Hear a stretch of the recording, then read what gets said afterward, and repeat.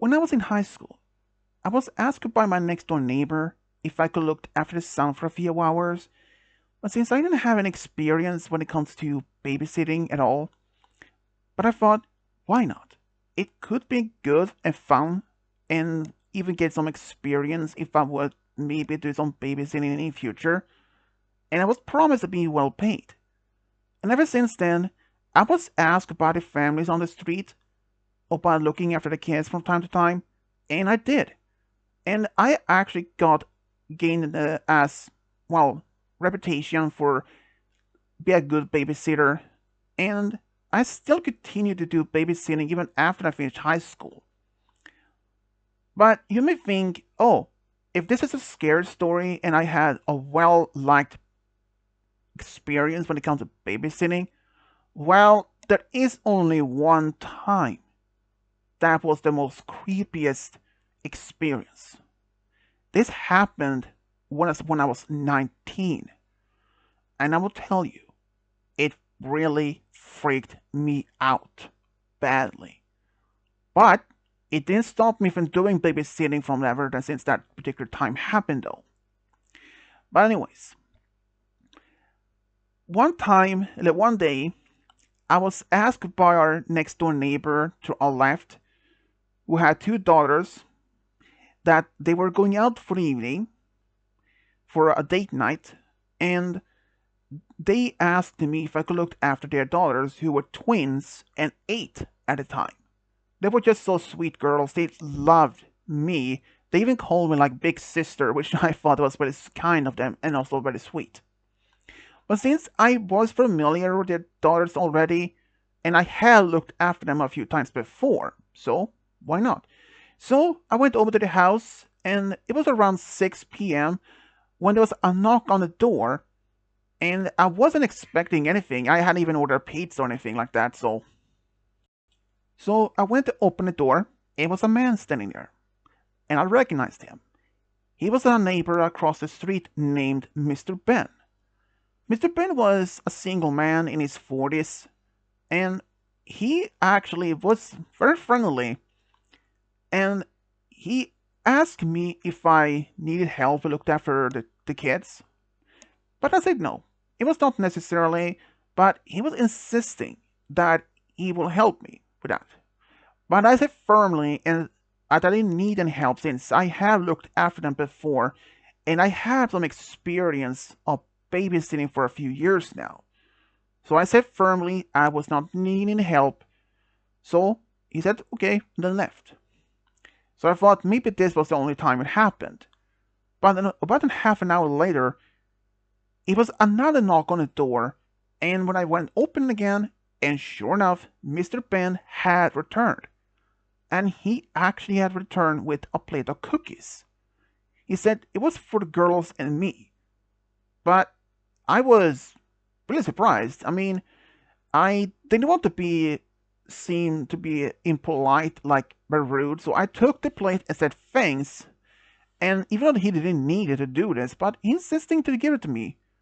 So after that, I started to get a bit annoyed. And after when he even asked if I still needed any help, but I said no. So he left. So, but I did put the plate in the kitchen, but as far so that the girls couldn't even get it. In fact, they weren't even aware of the cookies anyways. But a little bit later, I was watching some TV while the girls was playing in their room, as normal. But then, about an hour later, I heard a sound from the door opening. I was like resting on the couch, like I wasn't like a deep sleep or anything, more like just laying there, closed my eyes. And I knew the fact that twins were in their room playing, so it could have been them, but the door was open silently. But then I realized the sound of footsteps, but they were not of a kid. They were way too heavy. So I opened my eyes and looked at the kitchen for some reason, though I don't know why, and my eyes locked with a figure who was standing in the kitchen. And it was Mr. Ben, who stood there. He looked panicked And when he saw me sitting up on the couch, I was like, "What are you, Mr. Ben? What are you doing in the house?" But he didn't even answer. Instead, he just turned around and ran out the house. With that, I called the police while texting the parents to make sure both doors were locked. But to my horror, it turned out the back door lock was broken. That is how he managed to get inside. But when the police came to question him, he said that he was home alone, and but I said it was no use because I knew the family had cameras at the front door and the back door. So I told them that. And if the family had given me the code for both cameras just in case if something would have happened. So they looked at it, and sure enough, he was caught on the camera even when he ran out. And I don't remember the cookies. They took the cookies with them because they thought this was something very mysterious and also suspicious. But later turned out the cookies was filled with sleeping pills that were meant for me. It turned out he had been having this fascination about me. He wanted me getting this deep sleep so he could, well, you will have your imaginations for that part. So, he was arrested for breaking in and attempt assault. And I really didn't want to see Mr. Ben ever again. But ever since he was arrested, his house was eventually sold to someone else. Another family moved in. I was really happy that he ended up behind bars for at least a number of years. But even when he comes out, I don't think he would even want to dare show his face in the neighborhood ever since.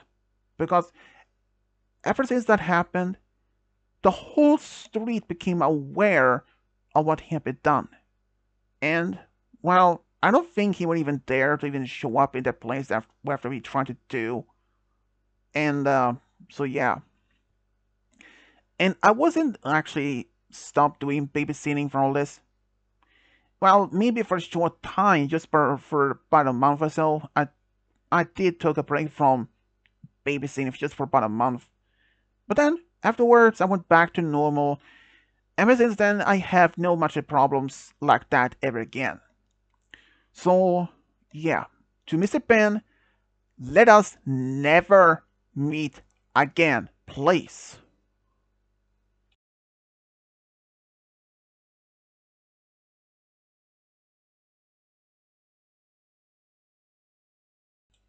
My name is David. I have only one scary babysitting story that involves me and my nephew, Leo. And like I said, it's terrifying. I was about 20 years old when this all happened.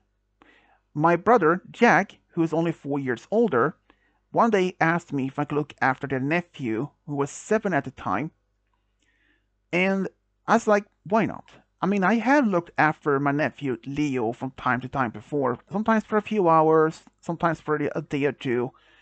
And this time it's about one day when my brother and his wife was going out for dinner. So they asked me if I could look after Leo for a few hours. So I said no problem. I did live nearby, and I loved my nephew. For the first, we didn't do much other than from watching some TV, playing some video games. But around 7 p.m., me and Leo was actually upstairs playing some board games together when I heard a window breaking. I knew exactly what was happening. So I quickly told him we had to go. I took Leo to his room, locked the door, and hid in a closet and dialed 911. And I was talking to the operator. I could hear the thief walking around downstairs and suddenly walked upstairs. And he looked around in each room until he came to Leo's door and realized it was locked and that someone was inside there. He slammed his body against the door, and even the operator could hear it over the phone and said that the police was there in just in a few minutes. I can even tell that Leo was terrified because he was crying next to me, and I told him in a whisper, "It will be fine, it will be over soon." And as it just been happening, suddenly the slamming stopped because I could hear the sirens in a distance. And a thief did the same thing. And he ran downstairs, but he didn't get far because just shortly after he got out of the house, he was tased by the police and was caught. My brother and his wife eventually came home after everybody heard about this. They praised me for the quick action. I mean, I would have done that any time from my nephew, regardless, because he's so precious to me. He was like if he would be my own son. And I was scared afterwards, and sure enough, even Leo had nightmares for a while after this. I mean, it's complete understanding. It was pretty terrifying. I mean, he was only 7 years old when this break-in happened. But eventually moved on from that. My brother did upgrade the security at the house with new locks, alarms, and cameras. Yeah, so that was pretty terrifying. I still look after my nephew from time to time. Thank you all for listening to the story.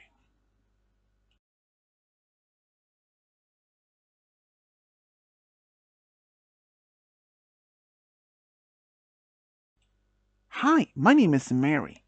I love doing some babysitting for my neighbors, friends, and family. And actually, I started doing that when I was in high school. And I'm still doing it from time to time. But there's only one time it actually really freaked me out so badly. And I mean, it really terrified me so much. Not only me, but also the one that I was looking after. This all happened when I was about 21.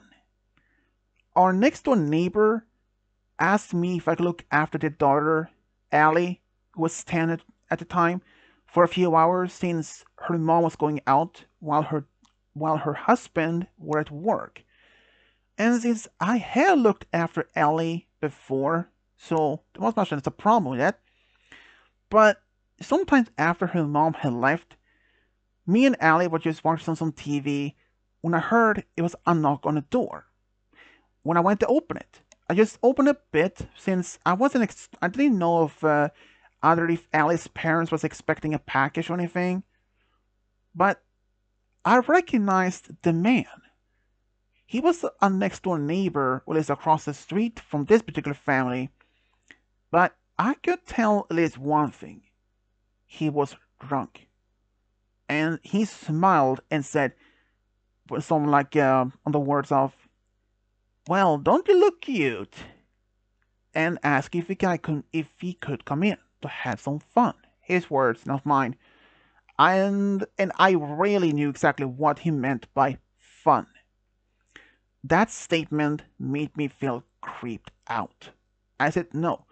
I told him, "Please, can you leave?" And that somehow made him mad. And he said by the words, "How dare you? You would saying that to me. I will have what I want to have. You can't stop me from doing it," he said.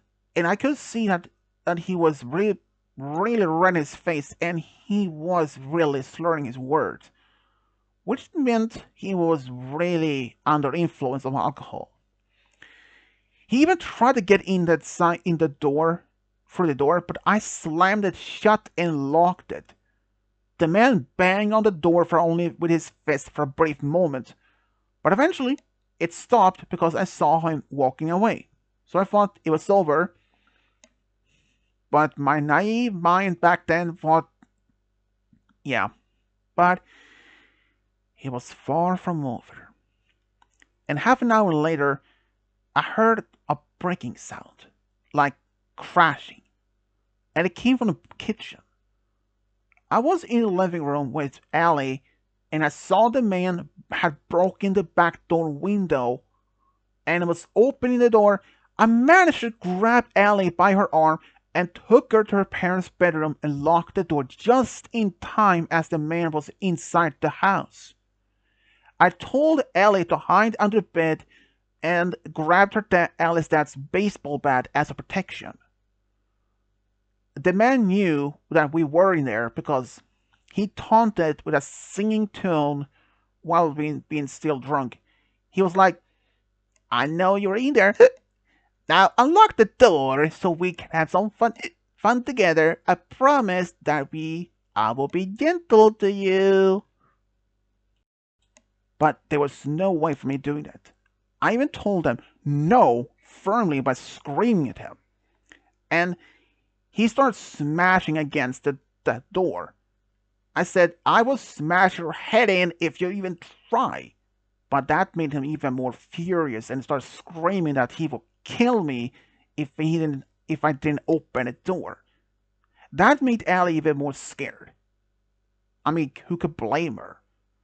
So I looked at her, who was in a whisper, 911, and she knew exactly what I meant. I gave her my phone and she dialed it. The operator told Allie it would take a few minutes for the police to even arrive. The man started slamming his body against the door, and it wouldn't even take long for the door to break up.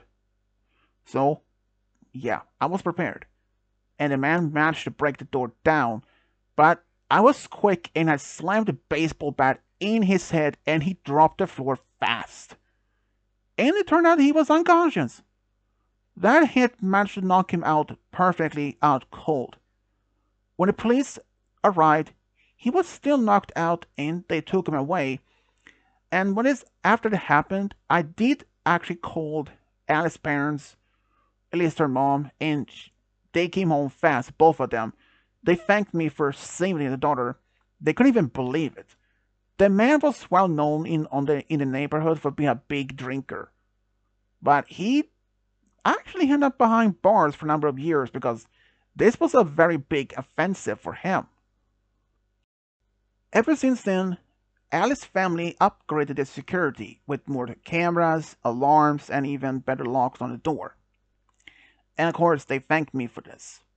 Allie did have some nightmares of this, of course, which I don't blame her for that. But she called me her big hero, which I really feel happy for.